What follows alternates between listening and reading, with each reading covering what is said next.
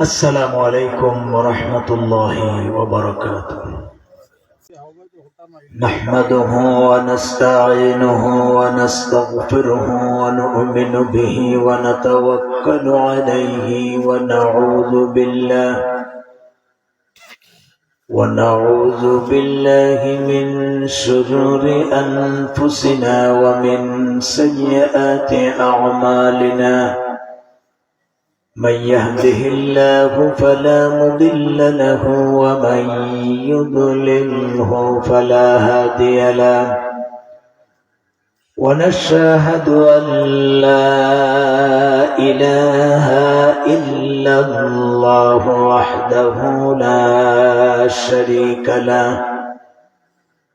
ونشهد أن سيدنا وحبيبنا ومولانا محمدا عبده ورسوله.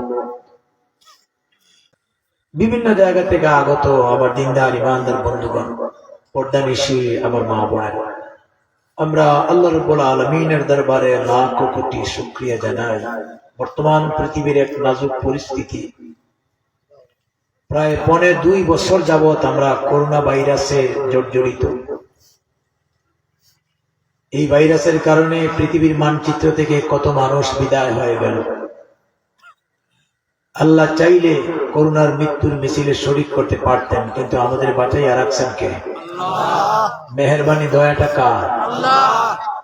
যে আল্লাহ তাআলা আমাদেরকে বাঁচিয়ে রাখছেন এবং আজকে এই মোবারক দিনী জলসায় আল্লাহর দ্বীনের কথা শোনার জন্য উপস্থিত হওয়ার তৌফিক দিয়েছেন, সেই মহান মুনিবের দরবারে উচ্চ কণ্ঠে সবাই পড়ি আলহামদুলিল্লাহ।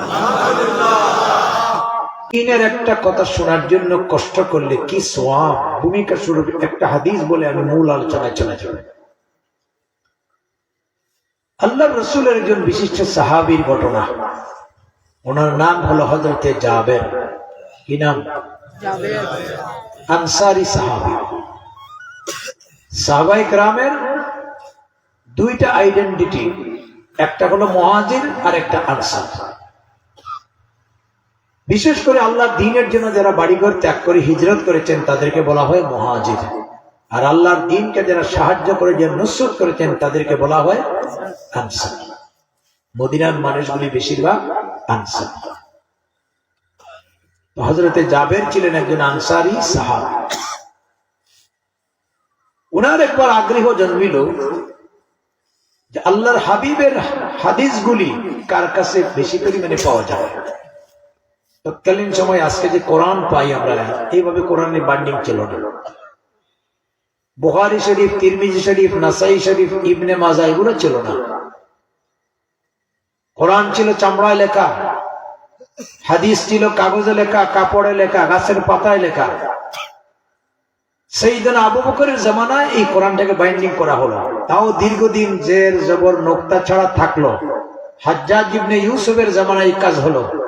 পরবর্তীতে সারা পৃথিবীতে আল্লাহ পাক এমন ভাবে পৌঁছে দিয়েছেন, মুসলমান ও মুসলমান দুনিয়ার এমন কোন জায়গা নাই যেখানে কোরআন হাদিস নাই। আছে কিনা? এই মিডিয়ার যুগে ইন্টারনেট, ইমেইল, ফেসবুক, যতগুলি মিডিয়া আছে সব মিডিয়াতে এখন আপনি কোরআন পাবেন, হাদিস পাবেন। আল্লাহ সহজ করে দিয়েছেন। এমন এক যুগে, যেই যুগে ছিল বিচ্ছিন্নভাবে ব্যক্তিগতভাবে তারা রাসূলের কাছ থেকে হাদিস সংগ্রহ করেছেন, কত কষ্ট করেছেন দ্বীনের জন্য।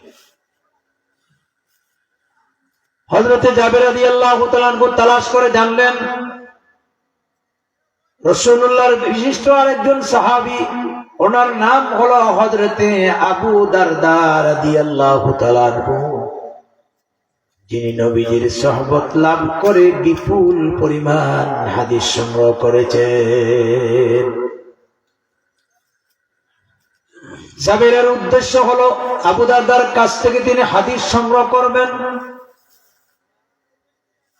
আবু দারদার বাড়ি হলো দামেস্ক, বর্তমান সিরিয়ার রাজধানীর নাম হলো দামেস্ক, আর জাবেরের বাড়ি হলো মদিনাতুল মুনাওয়ারা। মদিনা থেকে দামেস্কে যাইতে গেলে অন্ততপক্ষে 500 কিলোমিটার পথ অতিক্রম করা লাগে। সুবহানাল্লাহ। আপনারা যেখানে আসছেন এখান থেকে কারো বাড়ি 50 কিলোমিটার দূর হবে, 100, সবার বাড়ি আশেপাশে।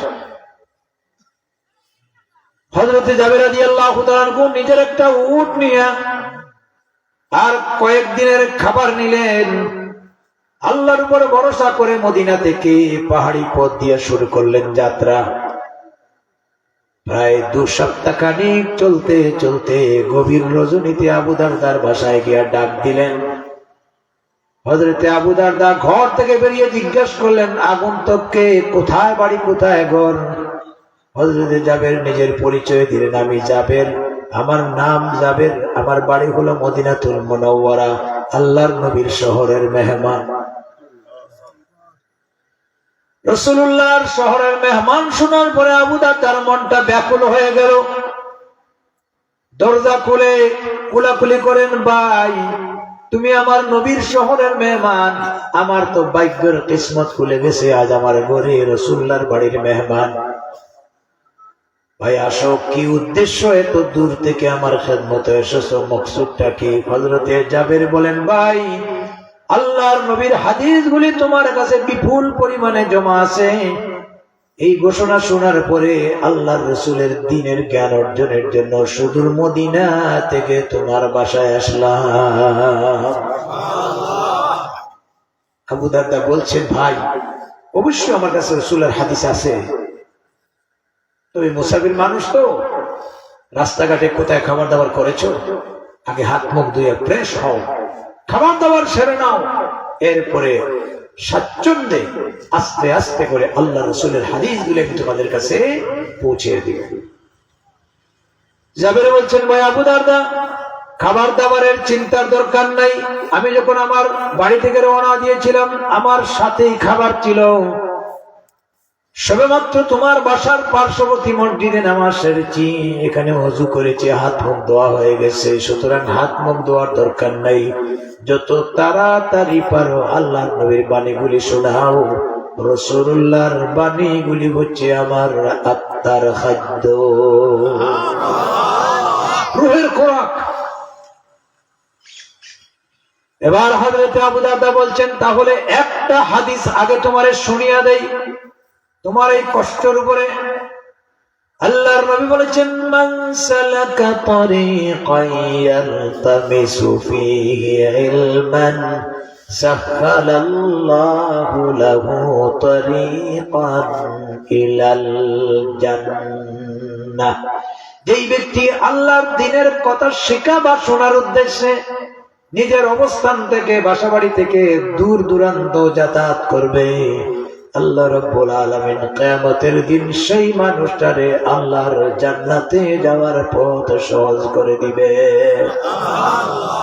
শাহ ওলিউল্লাহ মুহাদ্দিসে দেহলভী রাহমাতুল্লাহ আলাইহি এই হাদিসের ব্যাখ্যায় তিনি লিখছেন, দুনিয়ার কোন ইমানদার যদি আল্লাহর দ্বীনের একটা কথা শেখা বা শোনার উদ্দেশ্যে নিজের অবস্থান থেকে একটা কদম সামনের দিকে পা বাড়ায়, 500 মাইল যাওয়ার দরকার নাই, নিজের হাতের নাগালে দ্বীনের পরিবেশ আছে, ওয়াজ নসিহত চলছে, আর যদি আল্লাহর বান্দা মনে করে যে একটু হাঁটিয়া কষ্ট করে দ্বীনের একটা কথা শুনতে যায়, একটা কদম যদি পা বাড়ায়, ওই লোকটাকেও কিয়ামতের দিন আল্লাহ পাক বেহেশতে যাওয়ার পথ সহজ করে দিবেন। আর একটু জোরে সুরে বলেন সুবহানাল্লাহ। এখন এই হাদিস শোনার পরে আপনারা বলুন তো, আজকে যে আয়োজন করেছেন, এখানে এসেছেন, লাভ হয়েছে না লস?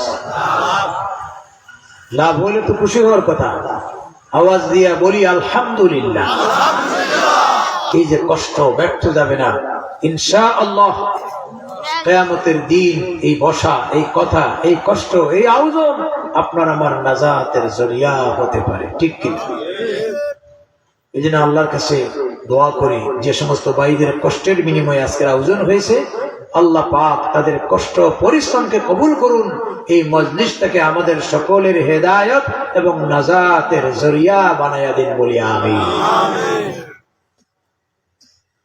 আমি আপনাদের খেদমতে পবিত্র কালামুল্লাহ শরীফের 18 পারার একটা সূরা, সূরা আল মুমিনুন এর প্রথম আয়াতের অংশটা তেলাওয়াত করছি। একটু আগে ঘোষণা শুনছেন, জান্নাত এবং জাহান্নামের কথাগুলি বলা হয়েছে। মুমিন জীবনের সফলতা, আসল সফলতা হইল যদি জান্নাতি হতে পারে, আসল ব্যর্থতা হচ্ছে যদি আপনি জাহান্নামী হয়ে যান।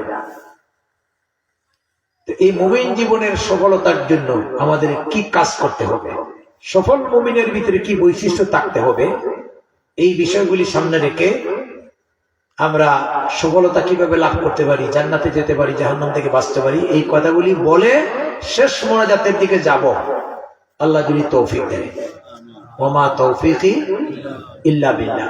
তবে অনুরোধ করব, আগামীকাল এখানে মাহফিল হবে না, আল্লাহর মেহেরবানি হলে আগামী বছর হতে পারে, কিন্তু একটা বছরের ভিতরে আমরা জমিনে থাকবো না কবরে থাকবো এর কোনো গ্যারান্টি আছে? এই জন্য আজকের এই মজলিসটাকে নাজাতের জরিয়া মনে করে আখেরি মোনাজাত পর্যন্ত বসতে রাজি আছেন? আওয়াজে বোঝা যায় সবাই রাজি না। রাজি আছেননি? আওয়াজ দিয়ে জুড়ে বলেন রাজি আছেন? আল্লাহ তুমি কবুল করে মঞ্জুর করে বলি আমিন। আল্লাহ রাব্বুল আলামিন ইরশাদ করছেন, ক্বাদ আফলাহাল মুমিনুনাল্লাযীনা হুম ফী সালাতিহিম খাশিউন ইলা আখিরিল আয়াত। অবশ্যই মুমিনদের জীবন সফল। কোন মুমিন? যারা ঈমানের পরে আন্তরিকতার সহিত নামাজ আদায় করে। والذين هم عن اللغو معرضون, আর যারা অনর্থক কাজ এবং কথা থেকে নিজেকে হেফাজত করে। والذين هم للزكاة فاعلون, আর যারা নিজেকে পুত এবং পবিত্র রাখে। والذين هم لفروجهم حافظون, আর সেই সমস্ত মানুষের জীবন সফল যারা নিজের লজ্জাস্থানকে সংরক্ষণ করেছে। ইলা আখিরিল আয়াত। যে আয়াতগুলি তেলাওয়াত করলাম, তর্জমা করলাম, এটা সূরাতুল মুমিনুনের প্রথম কিছু আয়াত। এই সূরা পবিত্র কালামুল্লাহ শরীফের 114টা সূরার ভিতরে এমন একটা সূরা যেই সূরার নামকরণ করা হয়েছে মুমিনদের নামের সাথে। সূরার নাম সূরায়ে আল মুমিনুন। সূরার নাম কি? সূরায়ে আল মুমিনুন, মানে মুমিনদের সম্পর্কিত সূরা। এই সূরার প্রথম 10খানা আয়াতের ভিতরে আল্লাহ পাক মুমিন জীবনের সফলতার জন্য এমন কিছু গুণাবলীর কথা বর্ণনা করেছেন যেই গুণগুলি অর্জন করতে পারলে মুমিনদের জীবন সফল। সুবহানাল্লাহ বলেন। পৃথিবীতে আজ পর্যন্ত যে সমস্ত জাতি বসবাস করছে, কেউ তার জীবনটাকে বিফল করতে চায় না, সবাই তার জীবনের সফলতা চায়, ঠিক কিনা বলেন? ব্যর্থতা চায় না, সফলতা চায়। এই আয়াতগুলি যখন নাজিল হয়, হযরতে আয়েশা রাদিয়াল্লাহু তাআলা আনহা তিনি বলেন, রাসূল করিম সাল্লাল্লাহু আলাইহি ওয়াসাল্লাম তিনি মুহূর্তের ভিতরে কিবলামুখী হয়ে পড়লেন, আত-তাহিয়াতুর সূরাতে বসলেন, আর এই আয়াতগুলি নাজিল হওয়ার পরে তিনি জানাইয়া দিলেন এই 10টি আয়াতের গুণাবলী কোন মুমিন অর্জন করতে পারলে আল্লাহ পাক ঘোষণা দিয়েছেন তাদের জীবন সফল করে দিবেন। অন্য একটা হাদিসে আসছে, হযরত আয়েশার কাছে জিজ্ঞাসা করা হয়েছিল, আম্মাজান রাসূলুল্লাহর চরিত্র কি ছিল, রাসূলের আখলাক কি ছিল? হযরত আয়েশা রাদিয়াল্লাহু তাআলা আনহা তিনি সূরাতুল মুমিনুনের প্রথম 10খানা আয়াত তেলাওয়াত করে বুঝাইতে চাইছিলেন রাসূলুল্লাহর চরিত্র ছিল সূরাতুল মুমিনুনের প্রথম 10খানা আয়াত। এর মানে হলো এই 10টি আয়াতের ভিতরে যে সমস্ত গুণাবলীর কথা বর্ণনা করা হয়েছে, সমস্ত গুণগুলি আল্লাহর রাসূলের কাছে বিদ্যমান ছিল। সুবহানাল্লাহ বলেন। এখন গুণগুলি আলোচনা করার আগে একটু আগে জানতে চাই মুমিন কাকে বলে আর সফলতা কাকে বলে। মুমিন সাধারণত ইমানদারকে বলে, ইমানের যেটা ব্যাখ্যা মুফাসসিরিনে কেরাম বলেছেন আত-তাসদীকু বিমা জাআ বিহিন নবী সাল্লাল্লাহু আলাইহি ওয়াসাল্লাম ই'তিমাদান আলাইহি, আল্লাহর পক্ষ থেকে আম্বিয়া আলাইহিমুস সালাতু ওয়াস সালামের কাছে যে সমস্ত বিধিবিধান অবতীর্ণ করা হয়েছে সেই সমস্ত বিধিবিধানকে মনে প্রাণে বিশ্বাস করে যে ব্যক্তি, সেই ব্যক্তি মুমিন। সফলতা কাকে বলে? সফলতা এর আরবি হচ্ছে ফালাহ, ফালাহ থেকে আফলাহ।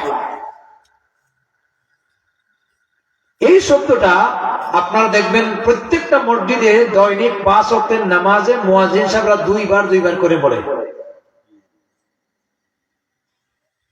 হাইয়া আলাল ফালাহ,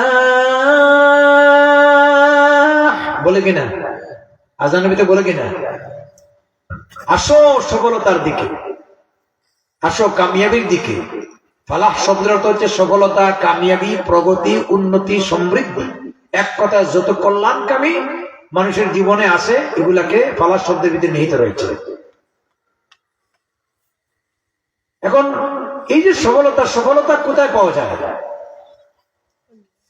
কেউ মনে করে দুনিয়ার জীবনে যদি আমার মনের চাহিদা, টাকা পয়সা, সোনা দানা গয়না এগুলা অর্জন করতে পারি তাহলে এর ভিতরেই জীবনের সফলতা। এর জন্য অনেক মানুষ সম্পদের পিছনে ছুটাছুটি করে, সম্পদের পিছনে সফলতা খুঁজে। আসে কি নাই? কথা বলতে হবে। আসলে সম্পদ অর্জন করলেই যদি জীবন সফল হতো, কোরআনে কারিমে আল্লাহ তাআলা এক্সাম্পল দিয়েছেন এই পৃথিবীতে সবচেয়ে বেশি সম্পদশালী বানিয়েছিলেন কারুনকে। কারণের সম্পদ ছিল না, যার গচ্ছিত সম্পদগুলি রক্ষণাবেক্ষণের জন্য যে গোডাউন ছিল, এই গোডাউনের শুধু চাবি বহন করতে 70টার উপরে উট লাগত। আপনারা বলুন তো, এত সম্পদশালী হওয়ার পরে কারুনের জীবন সফল না বিফল? কথা মনে বুঝাইতে পারি নাই। কারুনের জীবন সফল না বিফল? খালি বিফল না, কারণের নামে আপনার ছেলের নাম রাখতে রাজি আছে? বলবে হুজুর আল্লাহ মাফ করে গেছে, বল্টু মিয়াও বলো। পৃথিবীতে আল্লাহ তাআলা তাকে কিয়ামত পর্যন্ত লাঞ্ছিত এবং ধিক্কার দিয়েছেন, ঠিক কিনা বলেন? তাহলে বোঝা গেল সম্পদের পিছনেও কোনো সফলতা নাই। আবার কেউ মনে করে এই দুনিয়ার জীবনে যদি নেতৃত্ব লাভ করা যায়, লিডার হওয়া যায়, আমার কথায় সমাজ চলবে, আমার কথায় উঠবে আর বলবে, এই জন্য মানুষ নেতৃত্বের পিছনে ছুটাছুটি করে। আজকে নেতৃত্বের লোভ মানুষের ভিতরে আছে কি নাই? বর্তমান পৃথিবীর মারামারি তো নেতৃত্ব নিয়ে। আমার সম্মানিত হাজিরে কেরাম, নেতৃত্বের ভিতরে যদি সফলতা থাকতো, আমার আল্লাহ রাব্বুল আলামিন কোরআনে কারিমে এক্সাম্পল দিয়েছেন ফেরাউনের। আল্লাহ তাআলা এত শক্তিশালী নেতৃত্ব দিয়েছিলেন, যার নেতৃত্বের কারণে সে বলেছিল আনা রাব্বুকুমুল আলা, আমি হইলাম তোমাদের চাইতে সবচেয়ে বড় খোদা। নিজের খোদাই দাবি করেছিল। এত বড় ধাপ্পট আর অহমিকা আর নেতৃত্ব লাভ করার পরে এবার বলুন তো দেখি, ফেরাউনের জীবন সফল না বিফল? খালি বিফল না, আল্লাহ আরেক জায়গায় বলেছেন ওয়ানুনাজ্জিকা বিবাদানিকা, আমি তো শরীরে পচা থেকে গলা থেকে কিয়ামত পর্যন্ত সংরক্ষিত করে রাখলাম, যাতে ভবিষ্যতে সমস্ত অহংকারী দাম্ভিক স্বৈরাচার তোকে দেখে যেন শিক্ষা নিতে পারে। আজ মিশরের পিরামিডে হাজার হাজার বছর ধরে আল্লাহ পাক ফেরাউনকে সুটকি বানাইয়া রাখছে। ঘুমাই গেছেন মনে হয়? কথা বলেন না কেন? কথা ঠিক না বেটি? ফেরাউনের লাশ আছে কি নাই? আছে। তাহলে বোঝা গেল নেতৃত্বের পিছনেও সফলতা নাই। তাহলে সফলতা কার নাম? মুফাসসিরিনে কেরাম এর ব্যাখ্যায় লিখেছেন, সফলতা হচ্ছে মানুষের মনের যত চাহিদা। মনের ভিতরে মানুষের অনেক চাহিদা আছে, তার মনের চাহিদাকে পূরণ করে নিতে বলে সফল। এখন মানুষের মনের যত চাহিদা আছে দুনিয়ার জীবনে কেউ পূরণ করে দিতে পারবে না। মনের চাহিদা পূরণ করার ব্যবস্থা দুনিয়ার জীবনে নাই, এই জন্য প্রকৃত সফলতা দুনিয়াতে হবে না। মনের চাহিদা পূরণ হওয়ার একমাত্র জায়গা, তার নাম হচ্ছে জান্নাত। মানুষের মনের যত 100% চাহিদা আছে লাহুম মা তাদউন, আল্লাহ পাক জান্নাতের ভিতরে পূরণ করে দিবেন। এই জন্য আসল সফলতা হচ্ছে জান্নাতের মালিক হওয়া। সুবহানাল্লাহ বলেন। আল্লাহ তাআলা কোরআনে কারীমে অন্য জায়গায় বলেছেন, ফামান যুহজিহা আনিন নার ওয়া উদখিলাল জান্নাতা ফাকাদ ফাজ। যারা জান্নাত থেকে বের করে জান্নাতে প্রবেশ করানো হবে, জাহান্নাম থেকে বের করে জান্নাতে প্রবেশ করানো হবে, এদের জীবনে হবে আসল কামিয়াবি, আসল সফলতা। বলেন সুবহানাল্লাহ। এবার আসুন মনের চাহিদা কি একটু ব্যাখ্যা দিয়ে বলি। যেমন আপনার মন চাইলো এই দুনিয়ার জীবনে আমি কোনোদিন বৃদ্ধ হতে চাই না, আপনি চাইলেও বুড়া হবেন, না চাইলেও। আজকে বিজ্ঞানের যুগ, মানুষ জীবন মান ভালো রাখার জন্য কত তথ্য প্রযুক্তি, উত্তম থেকে উত্তম সায়েন্স টেকনোলজি আবিষ্কার হচ্ছে, ঠিক কিনা বলেন? কিন্তু বার্ধক্যতা কেউ ঠেকাইতে পারছে? কথা বলে না। হ্যাঁ, মরণকে তো ঠেকানো সম্ভব না, বার্ধক্য ঠেকানোর জন্য বহুত পরিশ্রম হয়েছে, বহু চিন্তা চলছে। বরং এগুলো চিন্তা করতে গিয়া আমি দেখলাম জাপানের এক দল বিজ্ঞানী এই বিষয়ে চিন্তা করতে গিয়া কোরআনের এক সূরার উপরে গবেষণা করে পুরা বিজ্ঞানী দল মুসলমান হয়ে গেছে। আপনারা অনুমতি দিলে আমি এই কথাগুলি আর একটু খুলাসা বলতে পারি, শোনার আগ্রহ আছে তো? ওরা চিন্তা করছিল মানুষ বুড়া হয় কেন? 30-35 বছর বর থেকে মানুষের আস্তে আস্তে কি হয়? বার্ধক্য হয়, চোখের জ্যোতি কমে, চুল দাড়ি সাদা হয়। দেখা যাক এই বার্ধক্য রোধ করিয়া যৌবনকালকে ধরে রাখা যায় কতদিন পর্যন্ত। গোটা শরীর গবেষণা করে তারা একটা জিনিস বাইর করছে যে মানুষ বুড়া হওয়ার কারণ হইল 30-35 বছর বয়স হয়ে যাওয়ার পরে তাদের ব্রেইন থেকে একটা হরমোন, এটার নাম তারা দিয়েছে মিথালোনিস, এই হরমোনটা ক্ষয় হয়ে যায়। তখন হরমোনের অভাবে মানুষ বুড়া হয়। তারা চিন্তা করলো, আচ্ছা আমরা যদি হরমোন পূরণ করতে পারি তাহলে তো তাড়াতাড়ি বুড়া হবে না। এখন মিথালোনিস নামক এই হরমোনটা কোথায় পাওয়া যায়? গাছ গাছরা, ফল ফলাদি, বিপুল সংখ্যক দুনিয়ার আল্লাহর নিয়ামত গবেষণা করে কোথায় খুঁজিয়া পাইল না এই জিনিসটা। পরবর্তীতে তাদের দৃষ্টি গেল কোরআনের দিকে। কোন দিকে? কোরআনের দিকে। কোরআনের দিকে গিয়া একটা সূরার উপরে গবেষণা করলো। সূরার নাম হলো সূরা আত-তিন। কোন সূরা? কথা বলতে হবে। والتين والزيتون وطور سينين وهذا البلد الأمين لقد خلقنا الإنسان في أحسن تقويم। তিন, জৈতুন, তুর পর্বত আর পবিত্র নিরাপদ নগরী বাইতুল্লাহ শরীফের কসম। লাকাদ খালাকনাল ইনসানা ফি আহসানি তাকওয়িম, আমি মানুষকে একটি সুন্দর ডিজাইন দিয়ে, আকৃতি দিয়ে তৈরি করেছি। জুড়ে বলেন সুবহানাল্লাহ। তাহলে মানুষের সৌন্দর্যের সাথে তিন, জৈতুন আর তুর পর্বত আর মক্কা নগরীর শপথ করার কারণটা কি? তারা দেখা গেল যে আল্লাহ তাআলা এখানে দুইটা ফলের কসম খাইছেন আর দুইটা জায়গার কসম খাইছেন। তাহলে তিন আর জৈতুনের কসম যেহেতু খাইছেন, তিন জৈতুনের ফল নিয়ে গবেষণা করে দেখা যায় তারা যেটা চিন্তা করছে মিথালোনিক্স নামক যে উপাদানটা ব্রেইনটাকে, হরমোনটাকে এই ক্ষয় হয়, এই হরমোনটা তিন আর জৈতুনের ভিতরে পাওয়া গেছে। আর তিন জৈতুনের সাথে দুইটা জায়গার কসম খাইছেন, এই দুইটা ফল বেশি পরিমাণে উৎপন্ন হয় আরবে আর ফিলিস্তিনে। সুবহানাল্লাহ বলবেন না? তুর পর্বতের কথা বলা হয়েছে। দারুণ খুশি, আমরা তো সেই জিনিসটা পাইছি। এবার তারা গবেষণা করে খাওয়া শুরু করলো। খাইয়া দেখে কোনো লাভ নাই, শেষ পর্যন্ত তাদের গবেষণা ফলস। দীর্ঘদিন যাওয়ার পরে 8ম মেডিকেল কনফারেন্স হলো সৌদি আরবের দাম্মামে, বিশ্ববিখ্যাত চিকিৎসকদেরকে নিয়ে। এর মধ্যে ওই দলটার দাওয়াত করছে, জাপানি বিজ্ঞানী দলের।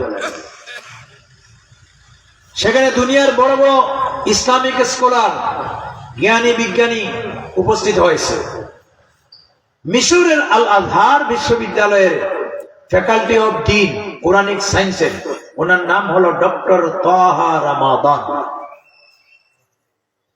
উনি সূরা তিন নিয়ে গবেষণামূলক আলোচনা করছেন। তখন তাদের হঠাৎ করে ওই দীর্ঘদিনের চিন্তাটা মিলে গেল। তারা ওনারে ধরল যে আপনি যে গবেষণা করে গবেষণালব্ধ বক্তব্য দিচ্ছেন, এটা নিয়ে আমরা গবেষণা করছি, কিন্তু ফল তো পাইলাম না। তিনি জিজ্ঞাসা করলেন, কেমনে খাইছো? হয়তো বাজার থেকে তিন আর জৈতুন নিয়ে কিনিয়ে খাইছে। কয় না, এইভাবে খাইলে হবে না, প্রত্যেকটা জিনিসের মাত্রা আছে। আল্লাহর রাসূল তিন ফলকে পছন্দ করতেন, জৈতুন ফলকে পছন্দ করতেন, এমনকি জৈতুনের তেল শরীরে মাখতেন। জৈতুনের তেল বাজারে পাওয়া যায় না, অলিভ অয়েল, এখন তিনও পাওয়া যায়, বন্দর বাজারে তিন পাওয়া যায়, 1000 টাকা না 1200 টাকা কেজি। এগুলা সুন্নাহ সামগ্রী। শামাইলে তিরমিজিতে আছে আল্লাহর রাসূল ডেইলি একটা তিন খাইতেন আর 6টা জৈতুন খাইতেন।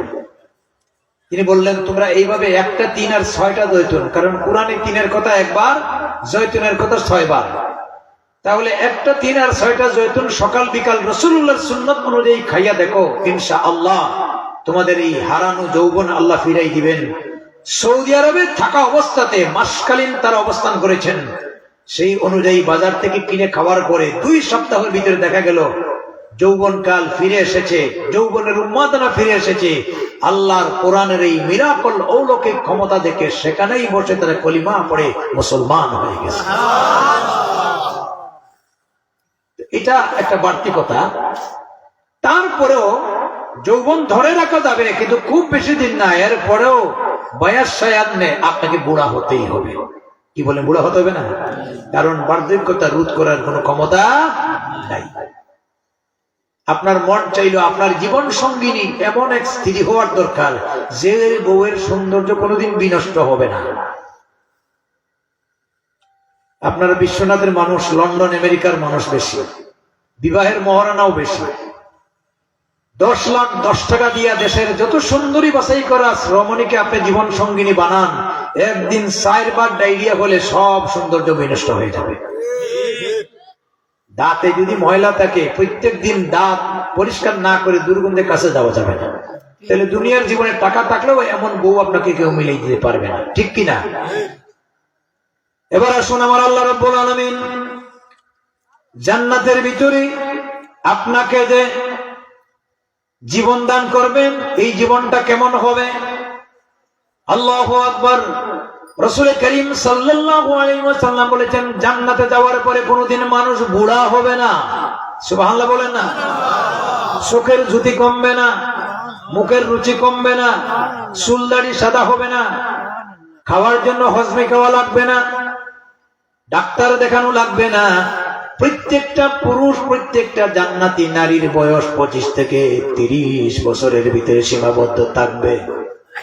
জান্নাতের ভিতরে আল্লাহ রাব্বুল আলামিন আপনার জীবন সঙ্গিনী হুর গিলমান আল্লাহ পাক তাদেরকে প্রস্তুত করে রেখেছেন। সূরা রহমানে আল্লাহ পাক বলেছেন, ফিহিন্না কাসিরাতুত তারফি লাম ইয়াতমিসহুন্না ইনসুন ক্বাবলাহুম ওয়ালা জান ফাবিআইয়ি আলা'i রাব্বিকুমা তুকাযযিবান। কোন সূরা? সূরা রহমান। এই যে মুসলমান, কোরআন সম্পর্কে আমাদের ধারণাই নেই। কোরআন কারীমে 114টা সূরার ভিতরে সবচেয়ে মজার সূরা সূরা রহমান, ঠিক কিনা? সব সূরাই মজা, কিন্তু রহমানের স্বাদ আলাদা। আল্লাহর গুণগত 99টা নামের ভিতরে যে নামের ভিতরে দয়া আর মায়ায় ভরা, এই নাম কি? জুড়ে বলতে হবে। ঘুমাই গেছেন মনে হয়, দেখি হাত উঠান। কতজন ঘুমাইছেন দেখি? সবাই ঘুমাই গেছে। কথা বুঝে ঘুমান নাই কারা? একটু হাত উঠান। নারায়ে তাকবীর, আর জোরে নারায়ে তাকবীর। দ্বীন ইসলাম, আল কোরআনের আলো, আল হাদিসের আলো, নারায়ে তাকবীর। হাত নামান। ঘুমানোর বাপ থাকবে না, চলে যাবে, এই জন্য একটু তাকবীর দিলাম। বেজার হয়েছেন নি? বেজার হয়েছেন? আলোচনা চালাবো না দোয়া করে নিব? আপনারা যদি বলেন চালাবো, নইলে দোয়া করে নিব। চলবে? আগ্রহ আছে? বলেন আলহামদুলিল্লাহ। এবার বুঝেন জান্নাতের কথা। কি জান্নাত? সূরা রহমান এমন একটা সূরা, যে সূরার ভিতরে আল্লাহর নিয়ামত ঘন ঘন বর্ণনা করা হয়েছে। একখানা আয়াত বলি আবার বলা হয়েছে ফাবিআইয়ি আলাই রাব্বিকুমা। কয়বার আছে জানেন? 31 বার, 31 রানিং। তো আল্লাহ রাব্বুল আলামিন বলছেন ফীহিন্না কাসিরাতুত তারফি লাম ইয়াতমিসহুন্না ইনসুন ক্বাবলাহুম ওয়ালা জান ফাবিআইয়ি আলাই রাব্বিকুমা তুকাযযিবান।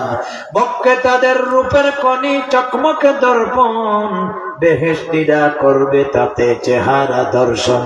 আল্লাহ পাক বলেন তোমার জন্য সুনয়না, সুদর্শনা, হাস্যময়ী, ভাষ্যময়ী, লাভ্যময়ী, একেবারে রূপের বাহার তোমার জীবন সঙ্গিনী আমি আল্লাহ রাব্বুল আলামিন জান্নাতের ভিতরে প্রস্তুত করে রেখেছি, যাদেরকে আজ পর্যন্ত কোনো মানুষ স্পর্শ করা দূরের কথা, কোন চোখেও আজ পর্যন্ত দেখে নাই। সুবহানাল্লাহ।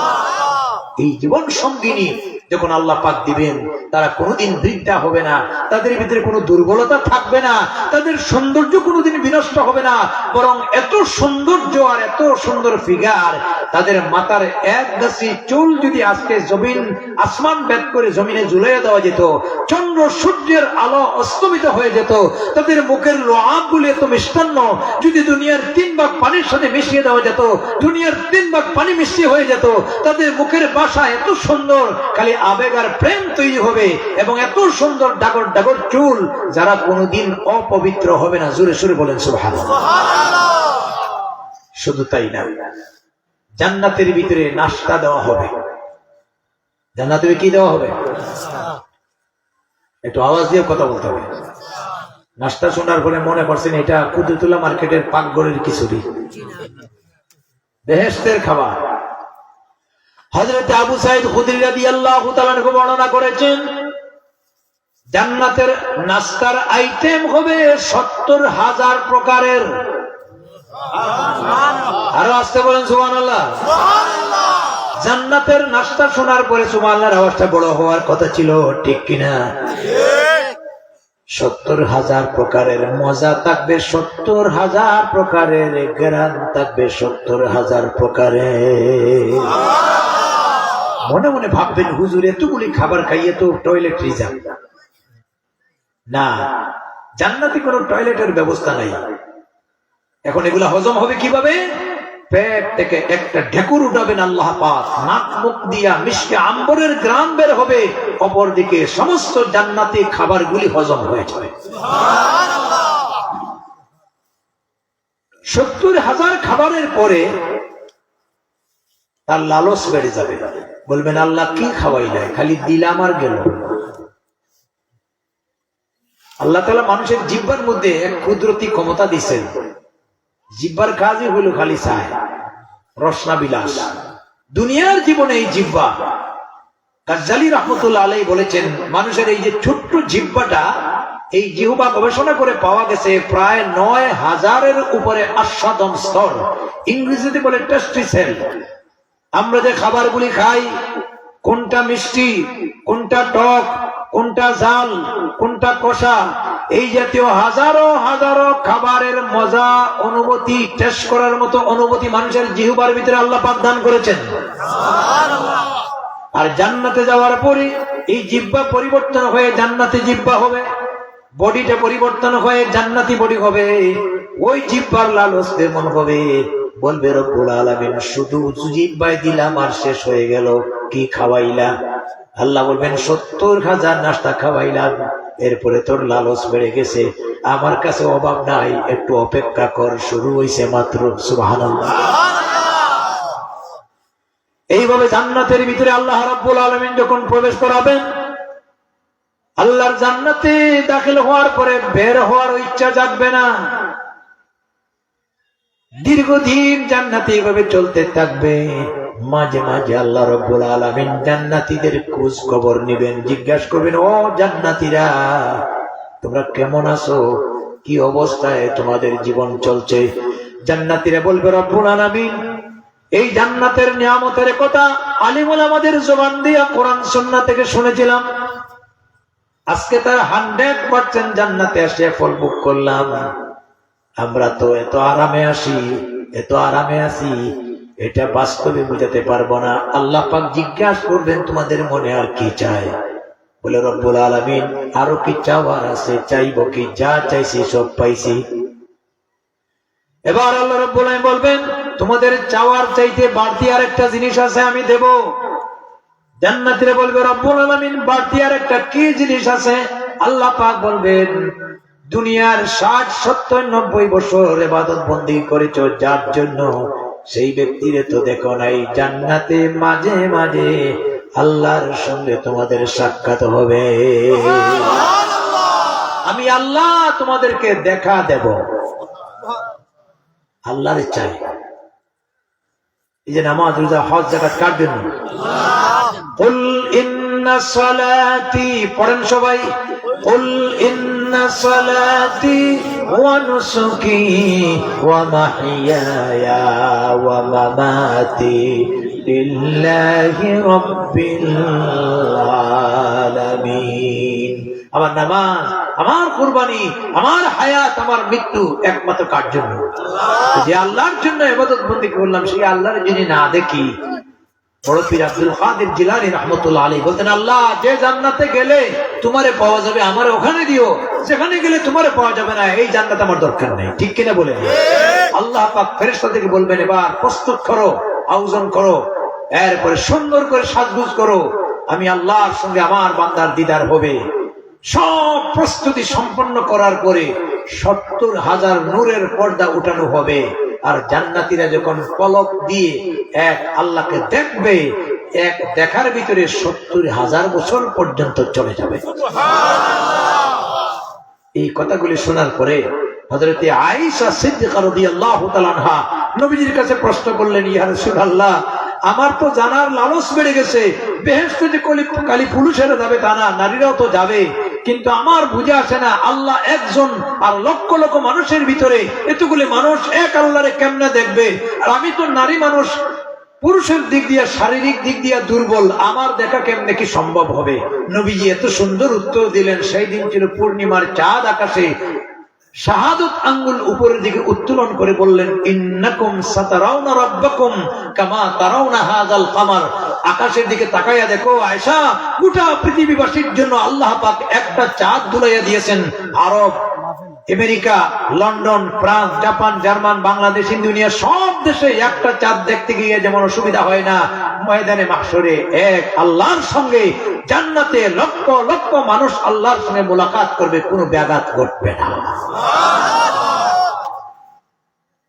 শুধু তাই না, ওই জান্নাতের ভিতরে লাহুম মা তাদউন, মনের আরো যত চাহিদা আছে আল্লাহ 100% পূরণ করবেন। সুবহানাল্লাহ। এই আলোচনাগুলি একদিন করছিলেন হাকিমুল উম্মত তানবী রাহমাতুল্লাহ। এক মুরব্বী দাঁড়াইয়া কয়, হুজুর, জান্নাতে গেলে মনের চাহিদা আল্লাহ সব পূরণ করবেন, আমার একটা চাহিদা আছে, আল্লাহ দিবেন কিনা ওটা বলেন। তানবী রাহমাতুল্লাহ চিন্তা করলেন, বুড়ায় কয় কি জানি না, আচ্ছা বাবা কি চাহিদা আছে বলো।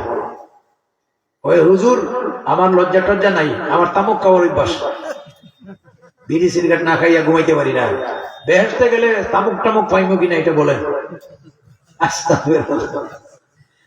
যারা তামুক খায়, বিড়ি সিগারেট খায়, এটা এত বোধ অভ্যাস, ভাত না খাইলে চলে, এটা না খাইলে চলে না। ঠিক কিনা? বিড়ি খাওয়ার মধ্যে সোয়াব আছে না? ভিটামিন বি কমপ্লেক্স পাওয়া যায়। ধূমপান স্বাস্থ্যের জন্য খালি ক্ষতিকর না, সিগারেটের গুড়ায় লেখা ক্যান্সার হয়, কিন্তু এটা এমন ভাবে জনমের মতো টানে। হায় হায়, গাড়িতে উঠলে আমাদের মতো লোকদের সমস্যা হয়।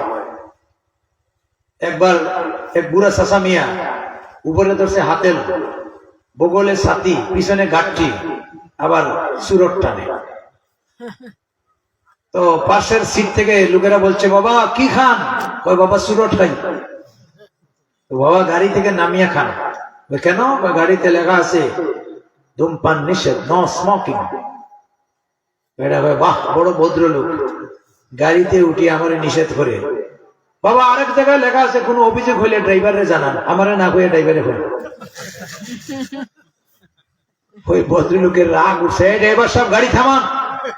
কি অভদ্র প্যাসেঞ্জার, গাড়িতে লিখিয়ে রাখছেন ধূমপান নিষেধ, নিষেধ করলাম, কয় কোনো অভিযোগ হইলে ড্রাইভারে জানাইতাম। ড্রাইভারে ভয়ে আপনাদের চিল্লা পাল্লার জ্বালা গাড়ি চালাইতে পারতেছি না। দেখেন আমার মাথার উপরে লেখা আছে গাড়ি চলন্ত অবস্থায় ড্রাইভারের সাথে কথা বলা নিষেধ। এত কিছু থাকার পরেও সিগারেট খাওয়া মানুষ বন্ধ করতে পারে না। এটা খান না, এটা বাদ দিবেন, বাদ দিবেন তো আল্লাহ মাফ করো। লোকটি বলছে আমি তামুক খাই। এখন যেহেতু আপনি বলছেন বেহেশতে গেলে মনের চাহিদা আল্লাহ পূরণ করবেন, তামুক দিবেন কিনা? কারে কয় হাকিমুল উম্মত। উনি জবাব দিছেন, বাবা যদি তামুক বা বিড়ি সিগারেট খাইতে চাও দেওয়া যাবে, তবে শর্ত হইল তামুক বা বিড়ি সিগারেট খাইতে গেলে তো আগুন লাগে। আগুন লাগে না? আল্লাহর জান্নাতের ভিতরে কোনো ফায়ারিং এর ব্যবস্থা নাই, আগুনের ব্যবস্থা নাই। আগুন আনতে হলে আবার জাহান্নামে যাইতে হবে। বুড়ায় কই ইন্না লিল্লাহি আমিনা। তাহলে যে জিনিস খাইতে গেলে আবার জাহান্নামে যাওয়া লাগে, এই জিনিসের খাদ্য কোন রুচি জান্নাতের ভিতরে হবে না, ঠিক কিনা বলেন? তো আসল মুমিন জীবনের সফলতা যেটা, সেটা হলো জান্নাতি জীবন। জান্নাতে যখন যাবেন বেহেশতের ভিতরে, আল্লাহ পাক মনের সমস্ত চাহিদা 100% পূরণ করে দিবেন, বলেন সুবহানাল্লাহ। এই জন্য হাদিস শরীফে আছে আদ-দুনিয়া সিজনুল মুমিনিন ওয়া জান্নাতুল লিল কাফিরিন। দুনিয়া হলো মুমিনের জন্য কারাগারের সমতুল্য, আর কাফিরের জন্য বেহেশতরূপ। কারণ তারা আখিরাত বিশ্বাস করে না, জান্নাত এবং জাহান্নাম বিশ্বাস করে না। দুনিয়ার জীবনের চাওয়া পাওয়াই নিয়ে ব্যস্ত থাকে। মুমিনরা আখিরাতকে টার্গেট করে কাজ করে। এই জন্য এই দুনিয়ার জীবনে আসল সফলতা পাওয়া যাবে। কথা কি বুঝাইতে পারলাম? এবার আসুন, এখানে একটা প্রশ্ন আসতে পারে। প্রশ্নটা হলো, হুজুর জান্নাত তো মরার পরে, বেহেশত মরার আগে না মরার পরে? কথা আমার দিকে বলেন, মরার আগে না পরে? পরে। এখন মৃত্যুর আগে এই দুনিয়াতে তো আমরা বসবাস করব। আমার বাড়ির দরকার, গাড়ির দরকার, জায়গার দরকার, স্বর্ণের দরকার, রূপার দরকার।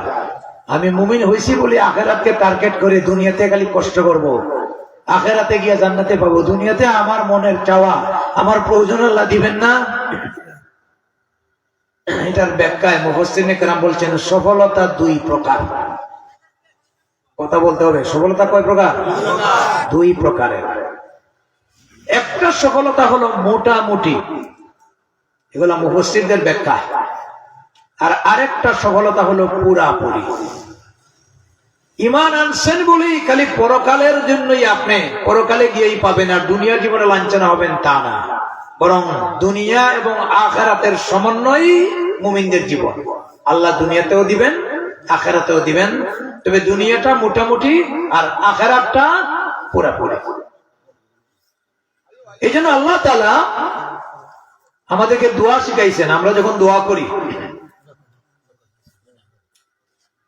আল্লাহ তাআলা দোয়া শিখাইয়া দিয়েছেন, তোমরা যখন নামাজ পড়ে দোয়া করো, আমার কাছে এইভাবে দোয়া করো, রব্বানা আতিনা ফিদ দুনিয়া হাসানাতাও ওয়া ফিল আখিরাতি হাসানাতাও ওয়া কিনা আযাবান নার।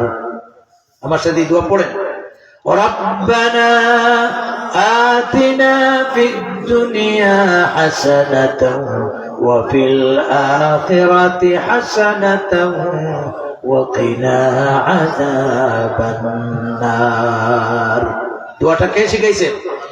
হে আমার রব, তুমি আমাদেরকে দুনিয়ার কল্যাণ দাও, আখিরাতের কল্যাণ দাও, জাহান্নামের ভয়ঙ্কর শাস্তি থেকে আমাদেরকে নাজাত দাও। আমিন বলেন। আমিন। তাহলে এখানে দুনিয়ার কল্যাণও চাওয়া হয়েছে, আখিরাতের কল্যাণও চাওয়া হয়েছে, সাথে সাথে জাহান্নামের ভয়ঙ্কর শাস্তি থেকেও মুক্তি চাওয়া হয়েছে। তাহলে ইসলামী বিধানের ভিতরে খালি আখিরাতের চিন্তায় দুনিয়া বাদ দিয়ে দিবেন এমন ব্যবস্থা দুনিয়ার ভিতরে নাই। যদি আপনি দুনিয়া বাদ দিয়ে জঙ্গলে বসে বসে খালি সুবহানাল্লাহ আলহামদুলিল্লাহ ইল্লাল্লাহ ইল্লাল্লাহ যুক্ত করেন, আপনি রুহবানিয়ত অবলম্বন করবেন। লা রুহবানিয়াত ফিল ইসলাম, ইসলামের ভিতরে কোনো বৈরাগ্যবাদের স্থান নাই। এই জন্য আল্লাহ দুনিয়ার কথা, প্রয়োজনের কথা আরেক জায়গায় বলছেন। কি বলছেন শুনেন। আল্লাহ পাক বলছেন, যুয়্যিনা লিন-নাসি হুব্বুশ শাহওয়াতি মিনান নিসাই ওয়াল বানিন ওয়াল কানাতিরিল মুকান্তারাতি মিনাদ-যাহাবি ওয়াল ফিদ্দা ওয়াল খাইলিল মুসাওওয়ামাতি ওয়াল আনআমি ওয়াল হারস। 9টা বিষয় এখানে আমি মানুষের ভিতরে লালচ দিছি, চয়েস দিছি। আল্লাহ মানুষের মনের খবর ভালো জানেন না আমরা বেশি জানি? সবাই চায় তার একটা জীবন সঙ্গিনী, সুন্দরী জীবন সঙ্গিনী হোক। আল্লাহ বলেন আমি তোর বউয়ের ব্যবস্থা করলাম। বল বানিন, এখন ফ্যামিলি করার পরে তোমার লালস বাবা হওয়া, মা হওয়া। বানিনের অর্থ খালি মা বাবা না, দাদা হওয়া, দাদি হওয়া, নানা হওয়া, নানি হওয়া। আমি তোর নাতি নসার ব্যবস্থা করলাম। সুবহানাল্লাহ বলেন। জাগার দরকার, স্বর্ণের দরকার, রূপার দরকার, বাহনের দরকার। দামি দামি এখন গাড়ি আছে, এগুলা মানুষের রুচি কিনা? বাহন। আল্লাহ বলছেন এগুলা দেব, তবে শোনো, যালিকা মাতাউল হায়াতিদ দুনিয়া, এই সমস্ত উপায় এবং উপকার আদি দুনিয়ার জীবনের প্রয়োজন মাত্র। মরার পরে উন্নত মানের দামি গাড়ি কবরে যাবে? সুন্দরী বউ যাবে? সম্পদশালী শিক্ষিত ছেলে যাবে? স্বর্ণ দূষণা রূপা যাবে? এগুলার সব সত্ত্বাধিকারী আপনার পরবর্তী প্রজন্ম হবে। আপনার এই সমস্ত অর্জিত সম্পদ থেকে 3 কানা সাদা কাপড়ের টুকরার মালিক ছাড়া কিছুই না। ঠিক কিনা বলেন? এই জন্য এগুলার ভিতরে কোনো স্থায়িত্ব নাই। আপনাকে দুনিয়ার আল্লাহর দেওয়া নিয়ামত ভোগ করে আখিরাতকে টার্গেট করে কাজ করতে হবে। ঠিক কিনা? আবার যদি দুনিয়ামুখী হয়ে যান, আখিরাত বাদ দেন, খালি ইয়া দুনিয়া ইয়া পেট, আছে কি নাই? দুনিয়া কা মজা মেলো দুনিয়া তোমারই হয়। বাংলাটা গায় না, এখন হিন্দিটা গায়। দুনিয়ার মজা উঠাও, ন চিন্তা ফুর্তি করো। ভুগবাদী যারা, ইসলামে বুগের স্থান নাই। আল্লাহ আপনাকে বুগের জন্য দেন নাই, আল্লাহ দিয়েছেন ত্যাগ করার জন্য। ঠিক কিনা? কত খাবেন? কয়টা খাবেন? আল্লাহর দেওয়া যত নিয়ামত আছে সারা ভোগ করতে পারবেন না। আর রিজক মাকসুমুন, আপনার ভাগ্যে যা রিজক বরাদ্দ করা হয়েছে মৃত্যুর আগ পর্যন্ত কমও খাবেন না, বেশিও খাবেন না, তাই খাবেন। কিন্তু এগুলার জন্য বেশি টেনশন করবেন না। এগুলার পেরেশানিতে যদি আল্লাহ বিল্লাহ পরকাল বাদ দিয়া দেন, খাসিরাত দুনিয়া ওয়াল আখিরা, দুনিয়াও বরবাদ হবে, আখিরাতও বরবাদ হবে। ঠিক কিনা? আমরা এই দুনিয়াতে আসি নাই খাইতে আর গাইতে, আসছি আল্লাহর ইবাদত বন্দেগী করতে। আমাদের বিশ্ববিদ্যালয়ে একটা সাবজেক্ট আছে, এটার নাম হলো ইকোনমিক্স। সারা আপনার সারা দুনিয়াতে সাবজেক্ট আছে। অর্থনীতি, অর্থনীতিবিদ্যার জনক যিনি, ওর নাম হচ্ছে অ্যাডাম স্মিথ। ওনার ভাষ্য হলো মানুষ আয় রোজগার কেন করবে, মানুষ টাকা পয়সা ইনকাম কেন করবে? জীবন মান রক্ষা করার জন্য, মানে খাওয়ার জন্য, বাঁচার জন্য। আয় রোজগার না করলে খাবেন, খাইতে পারবেন না, না খাইলে বাঁচতে পারবেন না। এর অর্থ দাঁড়াইলো খাওয়া আর বাঁচা। আল্লাহ তাআলা ইসলামে বলেছেন কুলু ওয়াশরাবু, খাও। খাইতে ইসলামে নিষেধ নাই, পানাহার করো নিষেধ নাই। কিন্তু খাওয়া আর বাঁচা মকসুদ না। খাইতে হবে, না খাইলে বাঁচতে পারবে না, না বাঁচলে শরীর সুস্থ থাকবে না, আর শরীর সুস্থ থাকলে আল্লাহর গোলামি করতে ভালো লাগবে। ঠিক কিনা? অতএব খাওয়া আর বাঁচা আমাদের উদ্দেশ্য না, আমাদের মূল উদ্দেশ্য হলো আল্লাহর বন্দেগী করা। ঠিক কিনা? কারণ এখানে আসছি কয়েকটা দিনের জন্য, এখান থেকে ট্রান্সফার হয়ে চলে যাব। ওয়াল আখিরাতু খায়রুন ওয়া আবকা, আখিরাতই হচ্ছে আমাদের জন্য আসল জগৎ। কথা ঠিক না? খাওয়া আর বাঁচাই যদি মকসুদ হয়ে যায়, তাহলে আপনারা দেখেন মানুষের ভিতরে আর জীব জানোয়ারের ভিতরে কোনো বেশ কম থাকে। গরুর কাজ কি? সারাদিন খায়, রাত্রে পাজায়, জাবর কাটে, খায় আর বাঁচে। মানুষ খাওয়ার বাঁচার জন্য আসে। এই প্রসঙ্গে আরেকটা জিনিস বোঝানোর জন্য ঘটনা বলি। একবার ইন্ডিয়ায় এক পণ্ডিত, উনি ইসলামের বিরুদ্ধে কিছু বক্তব্য শুরু করে দিল। কোরআন সুন্নাহ ইসলামের বিরুদ্ধে যদি কেউ কথা বলে, কারো গায়ে আগে লাগুক আর না লাগুক, আলিম ওলামাদের গায়ে লাগে। ঠিক না? আমাদের দেশে কিছু পাবলিক আছে, আবার যত দোষ নন্দ ঘোষ, হুজুররা কোনো প্রতিবাদ করলেই আবার বলবে মোল্লারা চলে গেছে।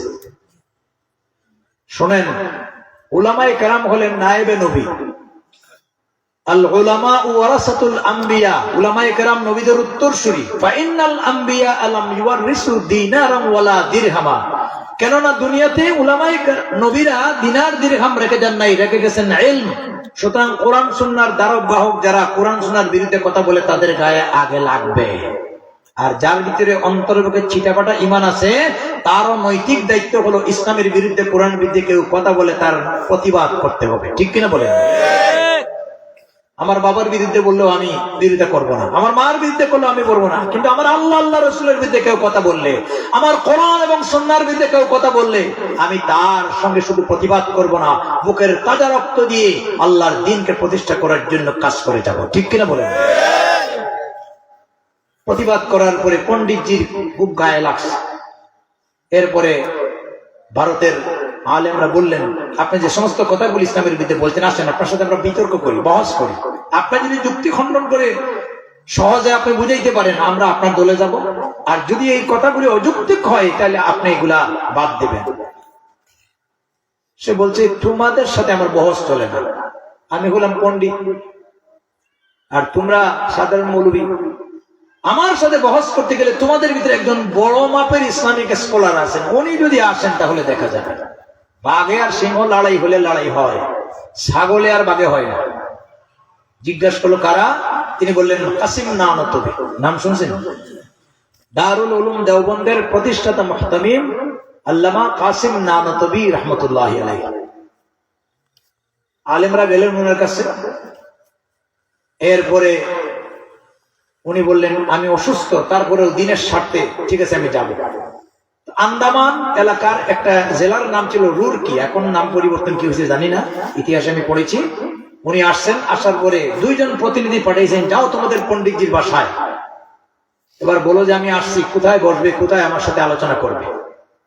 ওরা তার বাসায় গিয়া দেখে বিশাল চতুর্দিক দিয়া দেওয়াল ঘেরা বাসা, ৫-৭টা গেট, প্রত্যেকটা গেটে দারোয়ান, সবার কাছ থেকে পাস নিয়ে একেবারে স্পেশাল সিকিউরিটি তাদের কাছে গেলেন এবং তার সাথে সাক্ষাতের অনুমতি চাইলেন। ওরা বলল যে আপনারা ওয়েটিং রুমে তালাশ বসুন, উনি পণ্ডিতজি এখন মহা কাজে ব্যস্ত আছে। কি কাজে? যে তিনি এখন খাবার দাবারে ব্যস্ত আছে। ওনার চিন্তা করলেন, একটা মানুষ আর খায় কতক্ষণ? 10 থেকে 15 মিনিট, আধা ঘন্টার উপরে যাবে না, খাবারে ডিস্টার্ব দেওয়া ঠিক না। আচ্ছা বাবা। ওরে বাবা, 1 ঘন্টা, 1.5 ঘন্টা, 2 ঘন্টা বসতে বসতে খাওয়াও শেষ হয় না, আর এদের অপেক্ষাও শেষ হয়। আরবিতে একটা প্রবাদ বাক্য আছে, আল ইন্তেজারু আসাদ্দু মিনাল মউত, অপেক্ষা করা মৃত্যু যেতে কষ্ট হয়। ঠিক না? মাথা উকি দিয়ে বারবার দেখেন যে পণ্ডিতজির স্পেশাল বাসায় প্রচুর পরিমাণে খাবারের আপনার থালা বাসন ঢুকতেছে আর এগুলা খালি বের হইতেছে। একজন জিজ্ঞাসা করলেন, তোমাদের পণ্ডিতজি আজকে কি কোনো খাবার দাবারের আয়োজন করছেন? না না, তিনি একা খাচ্ছেন। কত সময় লাগবে? যে সবে মাত্র শুরু হয়েছে, আরো 2 ঘন্টা বসতে হবে।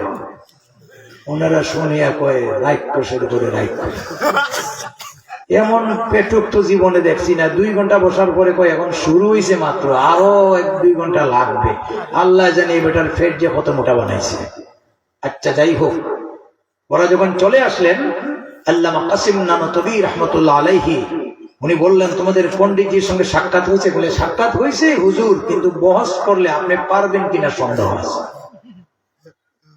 উনি জিজ্ঞাসা করলেন, আমারে তোমরা দেওবন্দ থেকে নিয়ে আসলা তার সাথে বিতর্ক করার জন্য, এখন তার সাথে সাক্ষাৎ করে আসলে উল্টা বলো, বিষয়টা কি? ওই হুজুর, বিষয় আরেকটা, এই বেটারা এত বেশি খাইতে পারে, যদি আপনার সাথে বিতর্ক করে কে বেশি খাইতে পারে তাহলে আপনি 1 নম্বরে ফেল। আলেম ওলামা বুজুর্গানি দিন এরা পেট ভরিয়া খায় না কম খায়, সুতরাং খাওয়াতে যদি বিতর্ক হয় কে বেশি খাইতে পারে আপনি ফেল। এই জন্য চিন্তা করছি। আল্লামা কাসিম নানতবী রাহমাতুল্লাহ আলাইহি বলেন, বাবারা, খাবার দাবার এটা পাশবিকতার বিষয়, এটা কোনো জ্ঞানের বিষয় নয়। মানুষের ভিতরে খাবারের রুচি আছে, প্রাণীদের ভিতরেও খাবারের রুচি আছে। যদি বিচারা খাবার নিয়ে বহস করে কে বেশি খাইতে পারে, যদি আমি না পারি তোমাদেরকে বসাই দিব, তোমরাও যদি না পারো জঙ্গল থেকে হাতিকে আমন্ত্রণ করব, বাঘকে আমন্ত্রণ করব, সিংহকে আমন্ত্রণ করব, দেখবো তোমাদের পণ্ডিতজির পেট মোটা না হাতির পেট মোটা। এর এরপরে আমি আরেকটা জিনিস নিয়ে বিতর্ক করব, কে বেশি না খাইয়া থাকতে পারে। আল্লাহর কসম করে বলছি, তোমাদের পণ্ডিতজিরে এক বাসায় ঢুকাইয়া রাখো 1 মাস, আর আমি ওদম কাসিম না নতুবিকে মাত্র 1 লোটা পানি আর একটা মিসওয়াক দাও, আর কোরআন কারীম দাও, 1 মাস ঢুকাইয়া রাখো।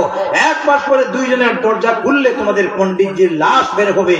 আর যে কাসিম না নতুবিকে আল্লাহ পাক কোরআন শোনার জ্ঞান দিয়েছেন, শুধু 1 মাস না, আল্লাহর কসমকে বলছি 6 মাস না খাইয়া থাকতে পারে।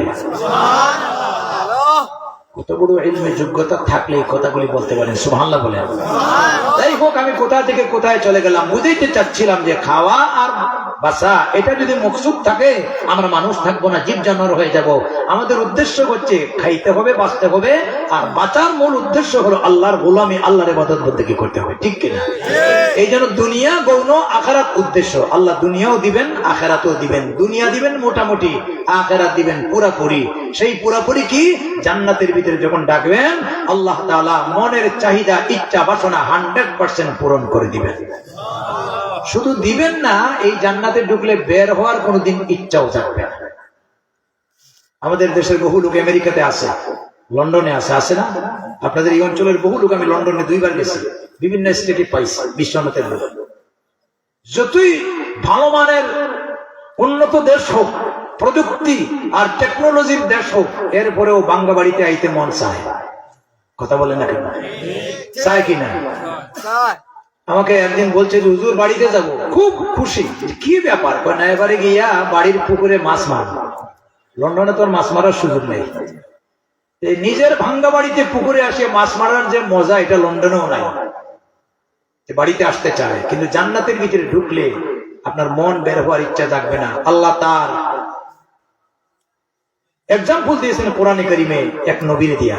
আল্লাহ রাব্বুল আলামিন বলছেন, ওয়াজকুর ফিল কিতাবি ইদরিস ইন্নাহু কানা সিদ্দীকান নাবিয়্যা।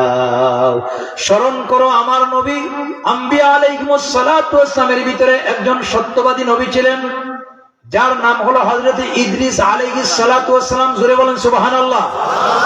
আল্লাহ কোরআনে বলছেন, ওয়ারাফানাহু মাকানান আলিয়া। যিনি দুনিয়া থেকে আল্লাহর জান্নাতে অটোমেটিক তিনি জান্নাতের ভিতরে প্রবেশ করেছিলেন, যে জান্নাতে ঢোকার পরে আজ পর্যন্ত তিনি বের হওয়ার ইচ্ছা প্রকাশ করেন নাই। সুবহানাল্লাহ। আল্লাহ তাআলা সরাসরি দুনিয়া থেকে জান্নাতের সত্তাধিকারী বানাই দিয়েছিলেন। আজরাইলের সাক্ষাৎ পাওয়ার পরে বলছেন, আজরাইল থামো, তুমি তো মানুষের জান কবজ করো, তোমাকে আল্লাহ অনেক ক্ষমতা দিয়েছেন। আমার 3টা আরজু আছে, যদি তুমি পূরণ করতে পারো, নবীর আবদারটা পূরণ করতে পারো, তাহলে আমি খুব আরাম পাবো, মনটা শান্তি পাবো। বলে, কি আবদার? 1 নম্বরে আমারে মৃত্যু দাও, মৃত্যু জিনিসটা কি আমি টেস্ট করতে চাই। 2 নম্বর কি? জাহান্নামের ভয়ঙ্কর শাস্তিটা আমি দেখতে চাই। আজরাইল কয়, জাহান্নামে অনেক জাহান্নামেই শুনলে লাফ দিয়ে উঠে, আপনি জাহান্নাম দেখতে চান। 3 নম্বর আরজু কি? 3 নম্বর আরজু জান্নাত একটু পরিদর্শন করতে চাই। জান কবজ করা হলো, জান্নাতের ভয়ঙ্কর শাস্তি দেখানো হলো, জান্নাতে নিয়ে যাওয়া হলো, আর বলা হলো আমি জান্নাতের বাইরে আছি, আপনি দেখে তাড়াতাড়ি বের হন। অনেকক্ষণ অপেক্ষা করতে করতে ইদ্রিসের কোনো খবরই নেই। ডাক দিয়ে বলছেন, আল্লাহর নবী ইদ্রিস, কি খবর? আপনার দেখা শেষ হয় না, আসবেন না? বেরিয়ে আসেন। তিনি বলেন, কই থেকে বেরিয়ে আসবো? আপনি তো এখনো জান্নাতের মালিক হন নাই, স্বাভাবিক অনুমতি নিয়েছেন দেখার জন্য। তিনি বলছেন, তোমরা তোমার পথে ফিরে যাও, আমি আর বের হব না।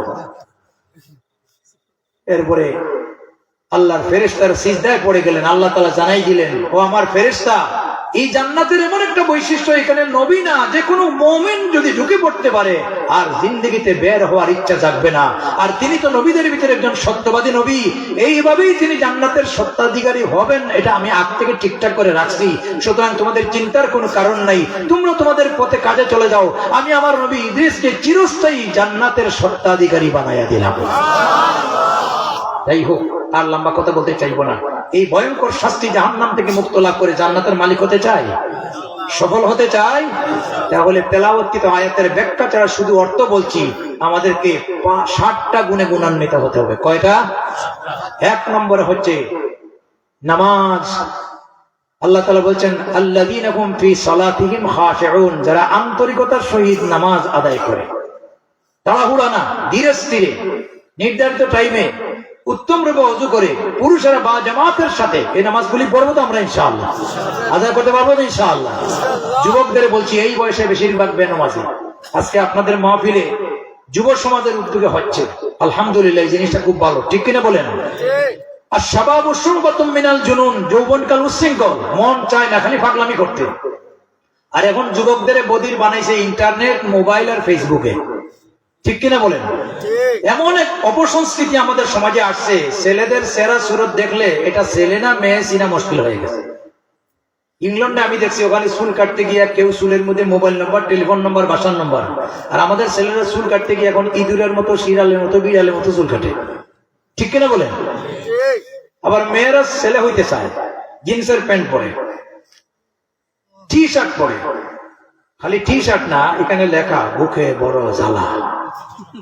যে যুবতী বুকে বড় জ্বালা আর টি শার্ট পরে বের হয়, এই মেয়ে রাস্তাঘাটে দর্শন, ইফটিজিং এর শিকার হবে না তো কি হবে, ঠিক কিনা বলেন?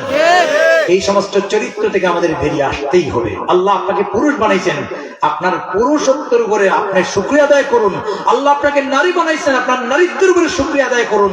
আপনি নারী হওয়ার পরে পুরুষের বেশভূষা ধারণ করেন, আপনি পুরুষ হওয়ার পরে নারীদের বেশভূষা ধারণ করেন, তাহলে বুঝা গেল আল্লাহর চয়েসের উপরে আপনি রাজি না, ঠিক কিনা বলেন?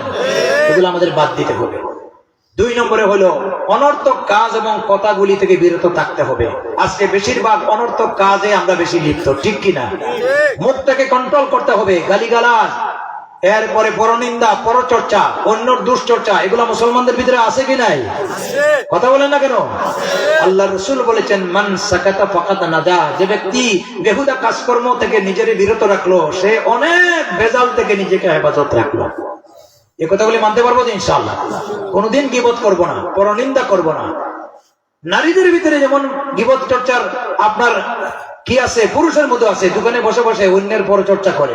4-5 জন নারী একত্রিত হয়ে গেলে আপনার অন্যের দুশ্চর্চা করে। এটা পুরুষের মধ্যে স্বভাব আছে, নারীদের ভিতরে স্বভাব আছে। আল্লাহ রাসূল বলেছেন, আল গীবাতু আসাদ্দু মিনাজ জিনা, পরনিন্দা চর্চা করা আর এটা হচ্ছে ব্যভিচার, আপনার আসাদ্দু মিনাজ জিনা, ব্যভিচারের চাইতে আরো মারাত্মক। কথা ঠিক কিনা? এই জন্য আমরা কোনোদিন পরচর্চা করব না, আত্মসমালোচনা করব, নিজের সমালোচনা করব, যে আমার মধ্যে কি আছে না আছে, আমার কি করা উচিত, আমি আল্লাহর কাছে কিভাবে মকবুল হব, মঞ্জুর হব। নিজের দুশ্চর্চা করব, অন্যর দুশ্চর্চা করব না। রাজি আছেন তো? কথা বলেন না কেন? নতুবা খাসিরাত দুনিয়া বলা। একটা ছোট্ট ঘটনা বলি বোঝানোর জন্য। একখানা কিতাব আছে, বুস্তানুল মুহাদ্দিসিন, শাহ ওলিউল্লাহ মুহাদ্দিসে দেহলভী, শাহ আব্দুল আজিজ মুহাদ্দিসে দেহলভীর লেখা। ওখানে লেখছেন, ইমাম মালিক রহমতুল্লাহ আলাইহির জামানায় একটা ঘটনা গীবতের বড় মারাত্মক। বাড়িতে যে সমস্ত মা বোনরা আছে তারা শুনতেছেন, এটা উপকার হবে, আপনাদের উপকার হবে। মদিনার পার্শ্ববর্তী এক এলাকায় এক মহিলা মারা গেছে। তো মানুষ মারা গেলে আমরা দাফন কাফনের সময় নির্ধারণ করি, ঠিক না? এখন দাফনের টাইম হয়ে যাচ্ছে, এই মহিলার গোসল এখনো শেষ হচ্ছে না। ওরা বলছে আরেকটু অপেক্ষা করুন, আরেকটু অপেক্ষা করুন। আসর গেছে, মাগরিব গেছে, এশা গেছে, গোসল আর শেষ হয়। পরবর্তীতে খবর নিয়ে দেখা যায় ঘটনা আরেকটা। ঘটনা কি? ঘটনা হলো, এই মহিলারে যে সমস্ত মহিলারা গোসলের কাজ করতেছে, এর মধ্যে এক মহিলার হাত মুর্দা ওই মহিলার রানের সাথে অটোমেটিক জয়েন হয়ে গেছে। উনি চেষ্টা করছেন হাত ছুটানোর জন্য, হাত টানলে রান এসে যায়, আবার রান টানলে হাত চলে যায়, এর কারণে লেট হয়ে যাচ্ছে। আল্লাহু আকবার বলে। আশ্চর্য না ঘটনা? আশ্চর্য না? এখন এটার সমাধান কি? এলাকার আলেমদেরকে ডাকলেন, 2 গ্রুপ আলিম 2 জনের ফতোয়া দিলেন।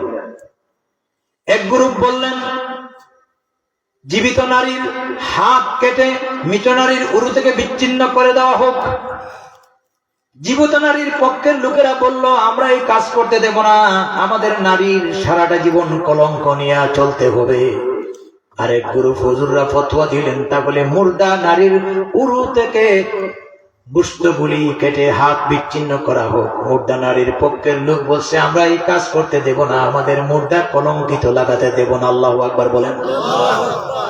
সমস্যা প্রকট আকার ধারণ করেছে। শেষ পর্যন্ত সিদ্ধান্ত হলো, যেহেতু মদিনায় এই মুহূর্তে একজন চিফ জাস্টিস, সবচেয়ে বড় বিচারপতি, ইমামুল হারমাইনি শরীফান যাকে বলা হয়, হযরত ইমাম মালিক যেহেতু আছেন, বড় মুফতি সাহেবের কাছ থেকে এই ব্যাপারে ফতোয়া নেওয়া হোক, কিভাবে সমাধান হবে। সুবহানাল্লাহ বলেন। 10-15 মিনিট আলোচনা করলে অসুবিধা হবে না তো? হ্যাঁ, বিষয়টা বোঝানোর জন্য গীবত যে কত ভয়ঙ্কর, বাকিগুলো আমি ব্যাখ্যা দিয়ে যাবো না, শুধু তর্জমা বলবো। ইমাম মালিক রহমতুল্লাহ আলাইহির কাছে যাওয়া হলো। তিনি বললেন, যে ঘটনা ঘটছে আমাকে সরজমিনে ওটা দেখতে হবে, জানতে হবে। ওখানে তিনি আসার পরে জীবিত নারীকে জিজ্ঞাসা করলেন, তোমার এই জীবন্ত হাতটা মৃত নারীর উরুর সাথে কিভাবে জয়েন হলো? মূল ঘটনাটা মিথ্যা বলবে না, আমাকে বলো। বলে, হুজুর, এই নারীর প্রতি আমার একটা ঘৃণা এবং বিদ্বেষ এবং হিংসা ছিল। আমি গোসলের পানি যখন তার রানের উপরে ছিটাচ্ছিলাম, ওই সময় আমার মন থেকে তার বিরুদ্ধে একটা গীবত এসে গিয়েছিল। বলছিলাম, শেষ পর্যন্ত আল্লাহর বান্দিরে মারা তো গেলে, কিন্তু এই লজ্জাস্থান দিয়া কত মানুষরে তুই অপবিত্র করলে। এই কথাটা চিন্তা করতে না করতে আল্লাহ পাকের পক্ষ থেকে আমার জীবিত হাতটা মৃত নারীর উরুর সাথে অটোমেটিক জয়েন হয়ে গেছে। আল্লাহু আকবার বলেন। দিস ইজ মিরাকল, আশ্চর্যজনক ঘটনা। আল্লাহ মাঝে মাঝে এই সমস্ত ঘটনার দ্বারা মানুষকে সতর্ক করেন, ঠিক কিনা? এবার তিনি বললেন, আচ্ছা বলো, এই নারীর উপরে যে তুমি অপবাদ দিলে, এটার জন্য 4 জন সাক্ষী আনতে পারবে? তোমার কোনো সাক্ষী আছে? তিনি বললেন, না, কোনো সাক্ষ্য নাই। তাহলে তুমি কেন তার উপরে অপবাদ দিলে? বলে যে তার উপরে আমার জিজ্ঞাসা ছিল। তিনি এবার চিন্তা করে আলেমদের ফতোয়া দিলেন, এক কাজ করে, এটার সমাধান হচ্ছে একটাই, এই নারীটারে 80টা বেত্রাঘাত করা। কয়টা? ইসলামে দণ্ডবিধি, চুরি করলে হাত কাটা আছে না? যদি কোনো বিবাহিত নারী জিনা করে, কোমর পর্যন্ত কবরে রেখে এরপরে সঙ্গে সার করা আছে কি নাই? আর যদি কোনো মানুষ কোন সতীসাধী নারীর উপরে অপবাদ দেয়, তাহলে 80টা বেত্রাঘাত করা। তিনি বললেন, সূরা নূরের 4 নম্বর আয়াতে আল্লাহ তাআলা বলেছেন, আল্লাহ রাব্বুল আলামিন বলেছেন, والذين يرمون المحصنات ثم لم يأتوا 4 شهداء فاجلدوهم 80 جلدة। কথাগুলি ভালো লাগবে না আপনাদের, কারণ আমরা যে কথাগুলি বলছি এগুলো ওই যে কোনো পীর ফকিরের ঘটনা না, ওগুলো হলে মানুষের কাছে খুব মজা লাগে, ঠিক না? অরিজিনাল কথা বলছি, গবেষণা করে বলছি, পড়াশোনা করে বলছি। আল্লাহ রাব্বুল আলামিন বলেন, আর যারা সতীসাধী নারীর উপরে অপবাদ দেয়, আর যদি তারা 4টা সাক্ষ্য শক্তিশালী যাকে দাঁড় করতে পারে না, তাহলে অপবাদকারী ওই নারী হোক আর পুরুষ হোক, তাকে বেত্রাঘাত করো 80টা। ইসলামে দণ্ডবিধি। কেন এই দণ্ডবিধি? একটা অপবাদকারী কোন পুরুষ আর নারীরে যদি 80 বেত্রাঘাত করা হয় জনসমক্ষে, সমাজ থেকে গীবত পরনিন্দা অটোমেটিক উঠে যাবে। কথা ঠিক কিনা? একটা সুরের হাত কাটলে বাকি সুরগুলি সাবধান হয়ে যাবে। কথা ঠিক কিনা? আজকে এগুলা নাই বলেই আজকে সমাজ একেবারে যত্রতত্র চলছে। কথা ঠিক কিনা বলেন আমার ভাইরা? সেদিন আমি যাচ্ছি না, তখন 80টা বেত্রাঘাত করা শুরু হলো। 10টা, 20টা, 30, 40, 50, 60 পর্যন্ত গেল, 80, 70 পর্যন্ত গেল, কোনো লক্ষণ নাই। তিনি বলেন, আল্লাহর কোরআন সত্য, আল্লাহর বাণী সত্য। মান ক্বালা বিহি সাদাকা ওয়া মান আমিলা বিহি উজরা ওয়া মান হাকামা বিহি আদালা ওয়া মান দাআ ইলাইহি হুদিয়া ইলা সিরাতিল মুস্তাকিম। রাসূলুল্লাহ বলেছেন, যারা কোরআন দিয়া বিচার ফয়সালা করবে তাদের বিচার ন্যায্য বিচার। কোরআনের কথা সত্য কথা, কোরআনের কথার উপরে আমল করলে নিশ্চিত বিনিময় পাবে। কোরআনের প্রতি মানুষকে আহ্বান করলে সত্যবোধে আহ্বান করা হবে। আল্লাহর কোনোদিন কোরআন মিথ্যা হতে পারে না। 80টা পূর্ণ করো, 69টা পর্যন্ত মারার পরে কোনো লক্ষণ দেখা যায় নাই। তিনি বলেন, আল্লাহর কসম করি পূরণ করো 80টা। যখন 80 বেত্রাঘাত পূরণ করা হলো, আল্লাহ পাক অটোমেটিক মৃত নারীর এই উরু থেকে জীবিত নারীর হাতকে বিচ্ছিন্ন করে দিলেন। আরেক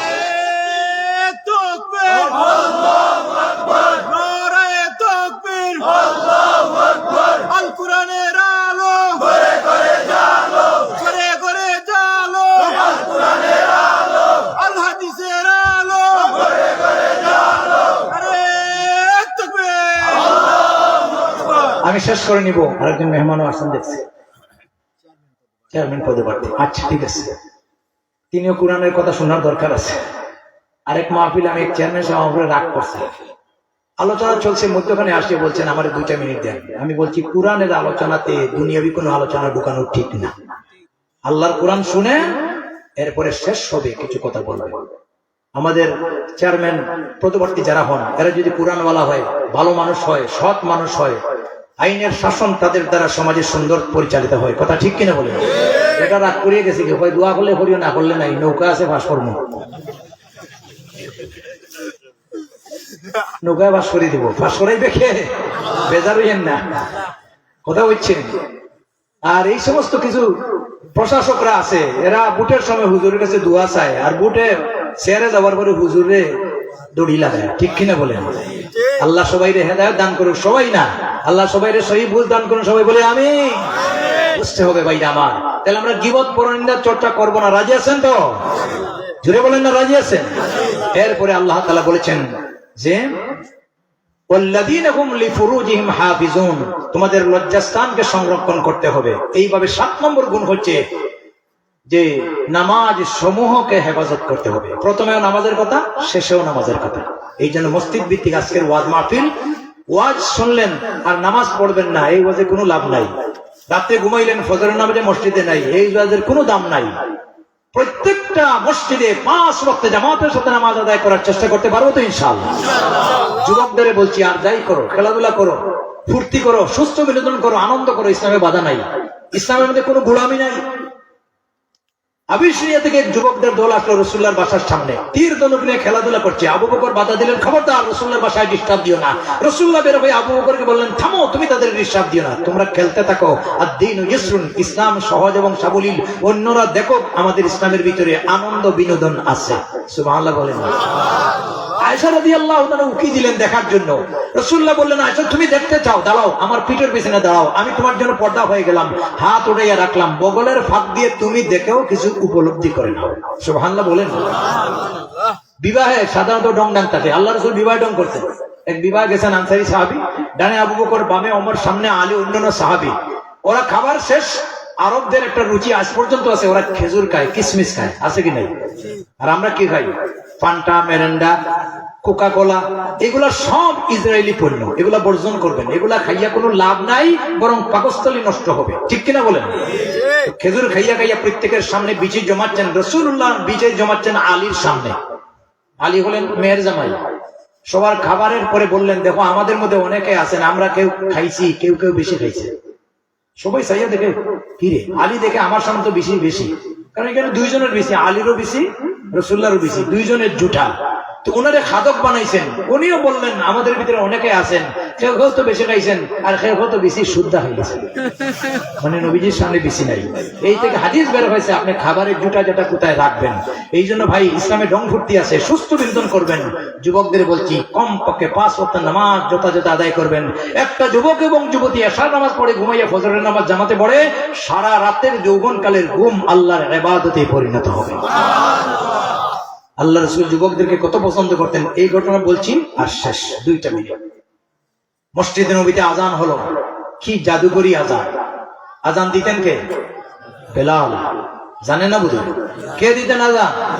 মসজিদে মুয়াজ্জিন 2 জন ছিলেন। একজন ছিলেন আব্দুল্লাহ বিন উম্মে মকতুম, অন্ধ সাহাবী, উনি তাহাজ্জুদের আজান দিতেন। আর বেলাল দিতেন 5 ওয়াক্তের আজান। আহা, সেই জাদুকরি কণ্ঠ আজ সব মসজিদে আছে, কিন্তু আগ্রহটা কমে গেছে। रह गया रुस्म आजा रूह बिलाली ना रही फलसफा रह गया लेकिन तलकीने गज्जाली ना रही। ডক্টর আল্লামা ইকবাল বলছেন, আজ দুনিয়ার সব মসজিদে বিলালের আজানের ধারাবাহিকতা চালু আছে, কিন্তু আজকের আজান শুনে আমাদের ঘুম ভাঙবে না। আর বেলাল যখন আজান দিতেন, শুধু মদিনার মানুষগুলির ঘুম ভাঙতো না, যার আজানের জবাব দেওয়ার জন্য আল্লাহর আরশে আজিমের ফেরেশতারা অপেক্ষায় থাকতো। আওয়াজ দিয়ে জোরে বলেন সুবহানাল্লাহ। নবীজি গেলেন মসজিদে, বারটা ছিল জুমাবার, কিবার মিম্বরে দাঁড়াইয়া দেখেন সুবহানাল্লাহ, পুরা মসজিদ বেশিরভাগ মুসল্লি যুবক। আমাদের মসজিদগুলিতে যুবক আগে যায় না মুরব্বী আগে যায়? মুরব্বীরা যায়। আর যুবকরা দোকানে, তাস খেলাতে, হোটেলে, রেস্তোরাঁতে, মোবাইল নিয়ে এগুলাতে থাকে। যায়ও সব শেষে, আসেও সকলের আগে, ঠিক কিনা বলেন? খুতবার অ্যাকশন নাই। খুতবার সময় সবচেয়ে আরামের ঘুম ঘুমায়, দেখবেন অনেক মসজিদে। ট্যাবলেট খাইয়াও যে ঘুম আসে না, খুতবার সময় ঘুমায়। আর হুজুরেরা আমরাও খুতবা পড়ি, নিজেও কি পড়তেছি বুঝি না, যারা শুনে তারাও বুঝে না। কিন্তু খুতবা শুনতে শুনতে সবার মুখস্থ হয়ে গেছে। হুজুর যখন বলে ফাসকুরুনি আসকুরুকুম, হুজুরের কমর সোজা হওয়ার আগে মুসল্লির কমর সোজা হয়ে যাবে, ঠিক কিনা বলেন? খুতবার অ্যাকশন নাই। যাই হোক, রাসূলুল্লাহ খুব খুশি হলেন, দেখলেন সর্বশেষে একজন যুবক এসেছে। ওই যুবকের নাম আব্দুল্লাহ বিন জারীর, বলেন রাদিয়াল্লাহু তাআলা। উনি গোলাবালির কারণে বসতে পারতেছেন না। রাসূলুল্লাহর গায়ের উপরে একটা রুমাল ছিল, এটা টান দিয়ে ঢিল মারলেন আর বললেন, ইজলিস ইয়া জারীর, ও আমার যুবক সাহাবী, বসার জায়গা নাই, এই চাদর নিয়া এটারে জায়নামাজের মতো বিছাইয়া এর উপরে তুমি বসে যাও। সুবহানাল্লাহ বলে। এই এলাকায় সুবহানাল্লাহর আওয়াজ নাই, এলাকার কোন আইন করছেননি বলে আলহামদুলিল্লাহ সুবহানাল্লাহ বলে 500 টাকা জরিমানা। জুড়ে বলেন সুবহানাল্লাহ। এই তো আওয়াজ হলো, পুরো প্যান্ডেল ভর্তি আলহামদুলিল্লাহ, বলেন আলহামদুলিল্লাহ। আমি তো চিন্তায় পড়ে গেছিলাম প্রথমে যে কয়েকজন পাইছিলাম। আল্লাহ শুকর, মাহফিল হওয়াতে খুশি না বেজার? প্রত্যেক বছর এই ময়দানে কোরআন শোনার আলোচনা হোক, আপনারা কি চান? সহযোগিতা করতে রাজি আছেন? ইনশাআল্লাহ। যিনি চেয়ারম্যান পদপ্রার্থী উপস্থিত আছেন, তিনিও 1-2 মিনিট আপনাদের দোয়া নেবেন, এরপরে দোয়া হয়ে যাবে ইনশাআল্লাহ। আমরা অনুরোধ করব, যদি চেয়ারম্যান হন আর নাই হন, ইনশাআল্লাহ এই সমস্ত ভালো কাজে তিনি আসবেন এবং সহযোগিতা করবেন। রাজি আছেন না? আল্লাহ কবুল করুন বলি আমি। যাই হোক, শেষ করে নিতে চাই। তো সবার লক্ষ্য যে রাসূলুল্লাহর গায়ের কাপড় উপরে এই ছেলেটা বসবে, এটা তো সাংঘাতিক বেয়াদবি, ঠিক না? এখন কেউ কথা বলতেছে না, দেখি ছেলেটা কি করে। আব্দুল্লাহ বিন জুরির তো এখনকার যুগের ছেলে না। আজকালকার যুগের ছেলেরা যত শিক্ষা দীক্ষা করে অত বেয়াদব। আজ 2 দিন যাবত বিশ্ববিদ্যালয়ে অবস্থা খারাপ। আমার গাড়ি বাই করতে পারি নাই, গাড়ি ভিতরে আরেক গাড়ি নিয়ে আসছি মাহফিল। কথা বুঝছেন? একটু কিছু হয়ে গেলে মুদের দাবি মানতে হবে, নইলে গদি ছাড়তে হবে। Action action, direct action. উস্তাদের বিরুদ্ধে ডাইরেক্ট অ্যাকশন। যারা পড়াইলো তারাও মানে না। হায় হায়, কি পড়া হবে এগুলা দিয়ে? আদব যদি না। আগেও আমরা স্কুল কলেজে পড়ছি, কত সুন্দর ছিল। সদা সত্য কথা বলিব, মিথ্যা বলা মহাপাপ। সকালে উঠিয়ে আমি মনে মনে বলি, আমি যেন সারাদিন ভালো হয়ে চলি। ছিল কিনা? গুরুজনকে মান্য করো, পিতামাতাকে সম্মান করো। এখন এগুলা নাই, আদব নাই। আছে আদব, নাই যে তা না। এটাও একটা এক্সাম্পল না দিলে পারছি না, লম্বা হয়ে যাচ্ছে। এক ছেলের হয়েছিল ডায়রিয়া, পাতলা পায়খানা। তার স্যার বলছে, বাবা একটু কষ্ট করে ডাব গাছ থেকে একটা ডাব পেড়ে দিতে পারবে? তখন তো আর ওর সেলাইনের যুগ না। ছেলে কয়, স্যার বেয়াদবি মাফ করেন, আমি আপনার মাথার উপর দিয়ে বাইয়া বাইয়া গাছ থেকে ডাব পারবো, এই বেয়াদবি করে আমার সম্ভব না। শিক্ষক ছিলেন বড় সরল প্রাণ, নিজে কাপড় বেচে ডাব পেড়ে বললেন, বাবা দা দিয়া কূপ দিয়া পানিটা বের করে দাও। ওই স্যার, যেখানে মাথার উপরে উঠি নাই ওখানে দা উঠাবো কোন দুঃখে? এই বেয়াদবি আমার পক্ষে সম্ভব না। তিনি নিজে কষ্ট করে পানি বের করে বললেন, বাবা ইসলামের শিক্ষা হলো অন্যরা আগে দেওয়া, নিজে পরে খাওয়া। খাও তুমি আগে, আমি পরে খাই। কয়, স্যার 2টা কথা অমান্য করিয়া যে গুনাহের কাম করছি, 3 নম্বর কথা অমান্য করিয়া জাহান্নামে যাবো, হইতে পারে না, দেন আমি আগে খাই, পরে আপনি খান। আজকে এই অবস্থা, ঠিক কিনা বলেন? আব্দুল্লাহ বিন জারীর ফাকাব্বালাহু, হাদিস শরীফ আছে, 2টা হাত দিয়ে সাপটা মারে ধরছেন, মুখে নিয়ে চুমু দিয়েছেন, মাথায় পেঁচে পেঁচে ওইটা দিয়ে পাগড়ি বানাইছেন আর বলছেন, আকরামাকাল্লাহ কামা আকরামানি ইয়া রাসূলুল্লাহ। ও আল্লাহর হাবিব, এতগুলি মানুষের মধ্যে আমি যুবক মানুষ, ধুলাবালির কারণে দাঁড়াইয়া দাঁড়াইয়া বক্তব্য শুনছি, আর আপনি নবী হয়ে আপনার গায়ের কাপড় দিলেন। এটা আমার জিন্দগির সবচেয়ে বড় উপহার, আমার জীবনের সবচেয়ে বড় প্রেজেন্টেশন।